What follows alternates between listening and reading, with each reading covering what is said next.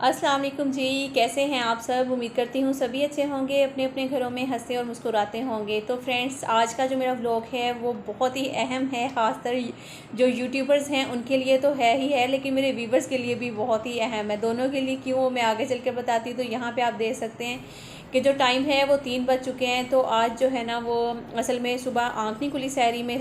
रात भर तो मैं जागती हूँ, मैंने आप सबको अक्सर ही बताया है कि मैं सुबह सैरी करके ही सोती हूँ ना। तो रात मैं उठी रही, तो जैसे ही 3:30 हुए हैं तो इतनी कोई नींद आई है, इतनी कोई नींद आई जिसकी कोई इंतहा नहीं है। तो फिर मैंने ना सोचा कि चलो अभी टाइम है तो क्यों ना थोड़ी देर सो जाती हूँ, फिर उसके बाद उठ कर ना अपना जो सहरी वगैरह का अहतमाम है वो मैं कर लूँगी। तो वैसे भी हमारी सहरी जो है वो बहुत ही सिंपल सी होती है, तो इसलिए इतना ज़्यादा काम नहीं होता, सिर्फ लस्सी बनानी होती है, सादा रोटियाँ बनानी होती हैं। तो ये सोच कर ना तो मैं सो गई। जैसे ही जब मेरी दोबारा आँख खुली तो देखा 5:15 हो रहे हैं, मतलब कि हो गई अल्लाह। फिर मैं मतलब कि मैं बता नहीं सकती कि जो मेरे ऊपर उस टाइम बीती थी ना। तो बच्चे जो हैं वो भी बड़े परेशान बेचारे, तो उनका आज रिज़ल्ट भी था बच्चों का। तो खैर फिर मुझे नींद ही नहीं आई, इतनी टेंशन। हालांकि मैं 3:30 बजे सोई हूँ, तो 5 बजे 5:15 जब मेरी आंख खुली उसके बाद मुझे बिल्कुल नींद नहीं थी आ रही। बहुत ही ज़्यादा, जिसे कहते हैं ना कि टेंशन थी कि रोज़ा छूट गया आज का। तो बच्चों ने भी नहीं रखा, मैंने भी नहीं रखा।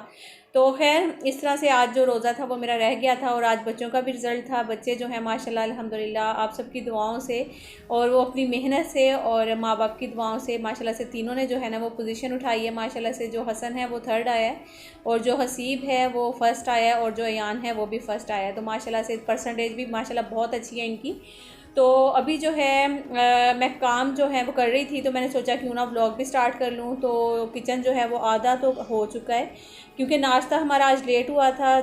जब रोज़ा नहीं था तो फिर दोबारा जब सो गए तो आँख खुली 10-11 बजे। फिर उठे फटाफट से, बच्चों को पहले तैयार करके उनको स्कूल भेजा। तो रिज़ल्ट वगैरह जब वो लेकर आ गए तो नाश्ता करते करते तकरीबन हमें जो है ना वो 2 बज गए थे। तो 2 बजे के बाद फिर मैंने थोड़े बहुत जो काम करने वाले थे वो किए। फिर उसके बाद जो किचन में अपने बर्तन वगैरह मैंने वॉश कर लिए, बाकी किचन अभी क्लीन होने वाला है। सोचा साथ ही मशीन भी लगा लेती हूँ, क्योंकि आज रोज़ा भी नहीं है। तो जिस दिन रोज़ा नहीं होता तो उस दिन सोचते हैं कि चलो फ़ायदा उठा लें थोड़ा सा, कपड़े वगैरह वॉश कर लें, जो काम होने वाले हैं वो कर लें। क्योंकि जब आपके पास हेल्पर नहीं होती है ना, तो फिर दूसरा आप जब रोज़े के साथ होते हो तो फिर बिल्कुल दिल नहीं करता कोई भी काम करने का ना। तो बस दिल करता है कि बस रोज़ा रखे, उसके बाद सो जाओ। अफ्तारी भी बड़ी मुश्किल से बनती है। तो खैर जी, अभी मैं वही फिर मैंने मशीन साथ लगा ली है। सफ़ेद जो सोफ़ों की चादरें थी, काफ़ी दिन हो गए, मेरे ख्याल में 1 हफ़्ता हो गया था वो वॉश नहीं हुई थी। तो मैंने सोचा वो पहले डाल देती हूँ पानी में, उसके बाद मैं किचन भी जो है ना वो सारा साथ क्लीन कर लेती हूँ। तो बर्तन तो मैंने वॉश कर लिए थे। किचन जो है वो मैंने, ये जो आप देख रहे हैं कि हमारा जो स्टव है, ये मैंने सोचा कि इसको क्लीन कर लूँ। आज रोज़ा नहीं है तो चलो फ़ायदा उठाओ, जो जो काम हो सकते हैं वो करो।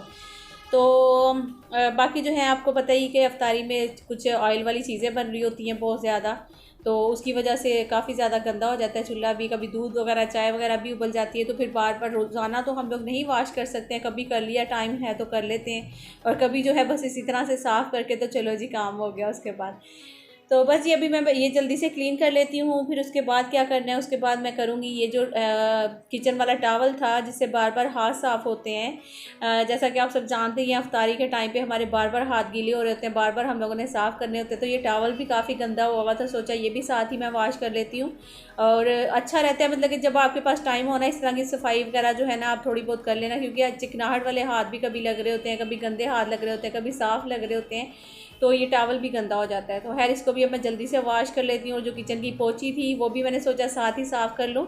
और इसको तो डेली साफ़ करना बहुत ही ज़्यादा ज़रूरी है, क्योंकि जब ये बेचारी दिन में कितनी दफ़ा काम आ रही होती है। कभी आपका जो चूल्हा है वो साफ़ हो रहा होता है, कभी काउंटर साफ़ हो रहा होता है, कभी जो है ना बार बार पानी वगैरह जो हो जाता है यहाँ काउंटर पर, वो सारा क्लीन करना होता है। तो उसकी वजह से बड़ी गंदी हो जाती है। तो उसको तो डेली साफ़ करके ना, तो उसके बाद आपने इसको डालना होता है कुछ इस तरह से करके खोल के, ताकि इसमें से स्मेल ना रहे, स्मेल ख़त्म हो जानी चाहिए।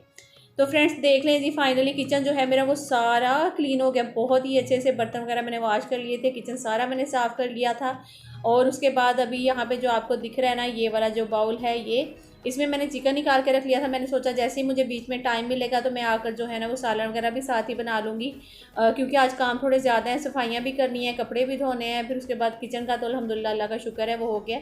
तो बस मैं जल्दी से कपड़े जो हैं वो निकाल लेती हूँ, जो सोफ़ों की चादरें हुई थी वो, फिर इनको पानी से निकाल कर फिर आगे क्या काम करना है वो भी साथ साथ आप सबसे, जैसा कि मैंने कहा था कि जो मेरे व्यूवर्स हैं उनके लिए भी अहम है आज का व्लॉग। तो वो इसलिए क्योंकि उनको मोटिवेशन मिलेगी बहुत ज़्यादा कि अगर किसी दिन रोज़ा छूट जाता है या रोज़ा हो भी तो मैं अगर जैसे रोज़े के साथ होती थी तो फिर मैं जब इरमिश नहीं थी तो मैं क्या करती थी कि मैं रात में मशीन लगा लेती थी अक्सर ही। सुबह सहरी टाइम तक तो वैसे भी उठना ही होता था, तो मैं सोचती थी कि रात में मशीन लगा लूँ, कपड़े धो लूँ, फिर नेक्स्ट डे जो है रोज़ा रख के आराम से सो जाती थी।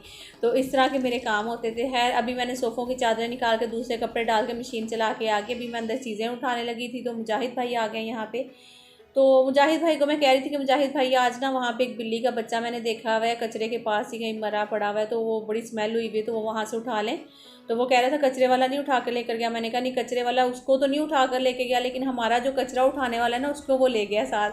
तो कह रहा है क्या मतलब? मैंने कहा उससे पूछना, सुबह आएगा तो कचरे वाले को वो इसीलिए ना ऐसे मतलब कि जो कहते हैं तो यार मतलब बोलना भी नहीं चाहिए इन लोगों को। अगर कुछ बोलें तो फिर मतलब कि बहुत सारे हमारे व्यूवर्स हैं जो माइंड कर जाते हैं, गुस्सा कर जाते हैं कि आप इस तरह बोलते हैं।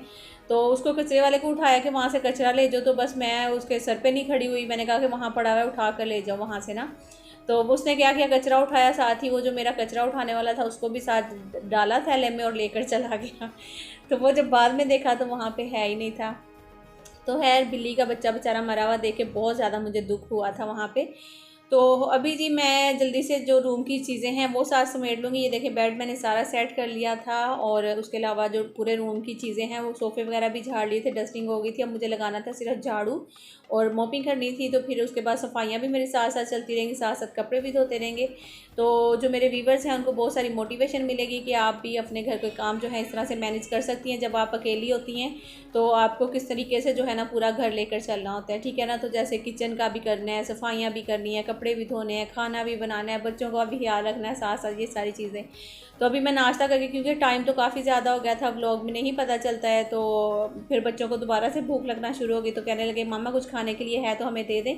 तो मैंने कहा खाने के लिए क्या? अब खरबूजा पड़ा हुआ है। तो कह रहे हैं हाँ फिर वो काट कर दे दे। तो फिर मैंने कहा कि चलो खरबूजा काट के बच्चों को दे देती हूँ, फिर अपने काम जो है बाकी के वो कर लूँगी।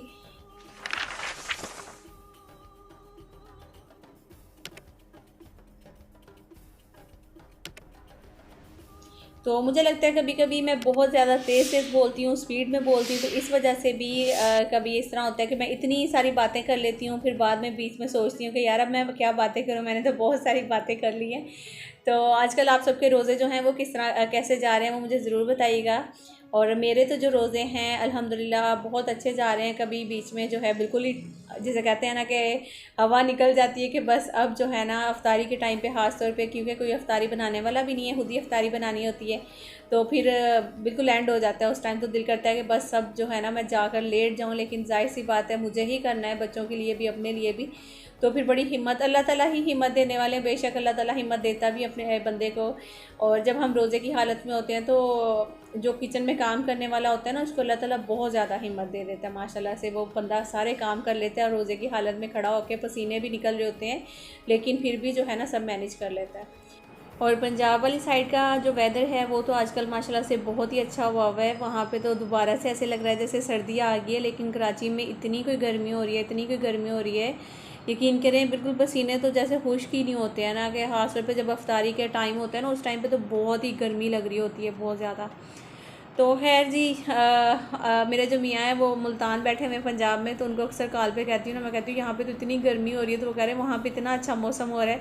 तो फिर वो हंसते हैं, वो कहते हैं कि हाँ जी साढ़े माल साढ़े नाल ताड़े माल ताड़े नाल। तो इतनी हंसी आती, मैं कहती हूँ अच्छा जी ये तो जब आप कराची आएँगे फिर पता चलेगा आपके माल क्या है। तो फिर इस तरह की जो बातें हैं ना वो करने लग जाते हैं। वैसे ये है कि लकी है माशाल्लाह पंजाब वाले कि उनके जो रोज़े हैं अभी तक बहुत अच्छे जा रहे हैं माशाल्लाह से। मतलब गर्मी का उनको बिल्कुल भी पता ही नहीं चल रहा है।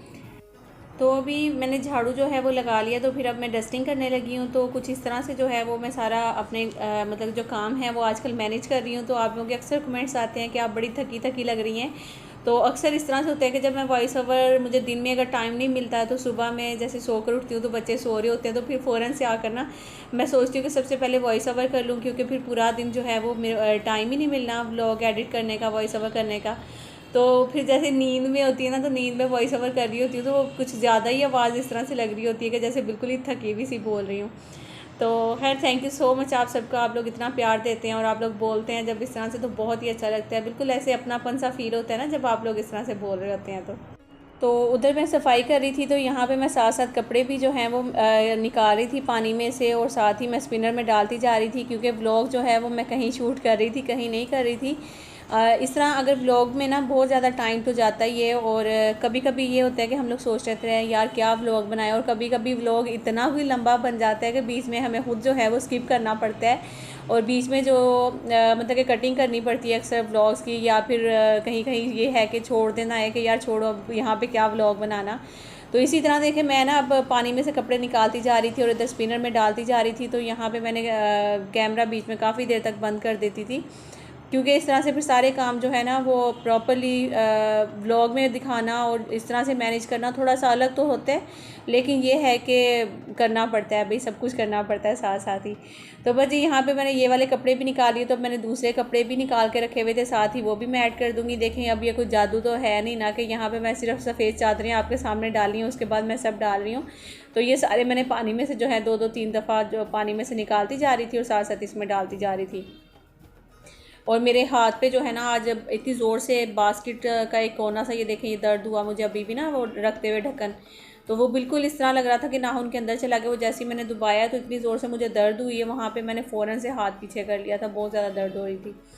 तो खैर मतलब कि काम वाली के बिना ज़िंदगी गुजारना भी थोड़ा सा मुश्किल है, थोड़ा नहीं बल्कि बहुत ज़्यादा मुश्किल है, और उनके साथ ज़िंदगी गुजारना भी थोड़ा सा मुश्किल है। मतलब कि जो मेरी बहनें नहीं जानती हैं, जब आप काम वाले घर में रखते हैं तो उनकी कितनी सारी प्रॉब्लम्स होती है। जो लोग रखते हैं घर में वो ये उन्हीं को पता होता है, क्योंकि बहुत सारे हम लोगों को मसले मसाइल जो है ना वो फेस करने पड़ते हैं, और उसके बाद जो उनको बहुत सारी चीज़ें सिखानी पड़ती हैं बाकायदा। फिर हम लोग जब सिखाते हैं ना अपने तरीके से, तो उन लोगों को बुरा लग रहा होता है कि भाई ये हमें क्यों इस तरह से बोलते हैं, क्योंकि उनका एक ज़ाहिर सी बात है रहना और उनका एक लाइफस्टाइल बिल्कुल अलग होता है, हमारा जो है वो अलग होता है। हम अपने तरीके से उनको कोशिश करते हैं कि जैसे हम लोग हैं वैसे ही वो करें, तो वो उस तरह से नहीं चल पाते हैं। तो ये चीज़ें जो है ना वो करना थोड़ा सा मुश्किल होता है, लेकिन ये है कि नामुमकिन नहीं। 1-2 साल लगते हैं, बच्ची जो है ना वो आपकी मतलब कि अगर किसी की आप लेकर रखते हैं तो उसको आप अपने तरीके से सब कुछ सिखा सकते हैं और समझा भी सकते हैं। तो खैर बातों बातों में और देखते देखते अपने ही काम इतने सारे, तो मैं बात भूल ही गई कि जो मुझे करनी थी आप सबसे, जो कि आपने मेरे थंबनेल और टाइटल पे भी देखी थी कि दोनों का मैंने बोला है कि मतलब कि एक तो मेरे व्यूवर्स हैं उनके लिए भी आज का व्लॉग बड़ा अच्छा है, और जो मेरे यूट्यूबर्स बहनें हैं भाई हैं उन सब के लिए भी आज का व्लॉग बहुत अहम था। वो इस तरह से कि रात जो है ना कल परसों 2 दिन पहले जो है ना, पहले तो वॉइस मैसेज आया, जो हमारे भाई तनवीर हैं टेक्निकल यूट्यूबर्स जो हैं आप सब उनको जानते होंगे, उनका जो है वॉइस मैसेज आया, क्योंकि कुछ दिन पहले मैंने उनको मैसेज किया था कि मेरा जो पिन का मसला बना हुआ है अभी तक मुझे पिन नहीं मिल रही है, तो उसकी वजह से फिर उनको मैंने मैसेज किया था काफ़ी दिन पहले ना, तो उनका जो रिप्लाई आया था मुझे वो कल आया था, कल या परसों।